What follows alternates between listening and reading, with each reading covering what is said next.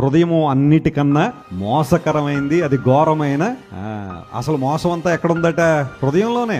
వ్యాధి అంటూ ఉందంటే ఎక్కడుందంటే అది హృదయంలోనే. దాన్ని గ్రహించేవారు ఎవరు? దాన్ని బాగు చేసేవాళ్ళు ఎవరు? శాస్త్రవేత్తలు బాగు చేయగలరా పాడైపోయిన మానవ హృదయాన్ని?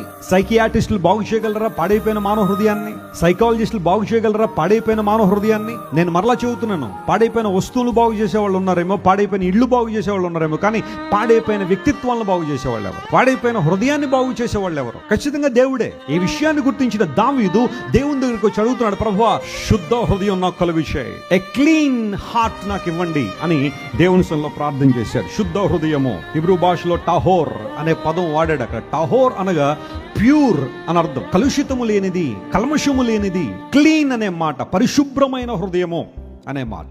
Clean heart. ప్రభువా నా హృదయంలో శుద్ధ హృదయం కలుగజేయి, నా యందు శుద్ధ హృదయాన్ని కలుగజేయమని ప్రార్థన చేశాడు. మనం ఎప్పుడైనా ప్రార్థన చేశామా? కలుషితమైన మన హృదయం, కపటమైన మన హృదయం, దురాలోచనతో నింపడిన మన హృదయం, మూర్ఖత్వంతో నింపడిన మన హృదయం, దుష్టత్వంతో నింపడిన మన హృదయంలో మార్పు కోసం దేవుని దగ్గరికి వచ్చామా?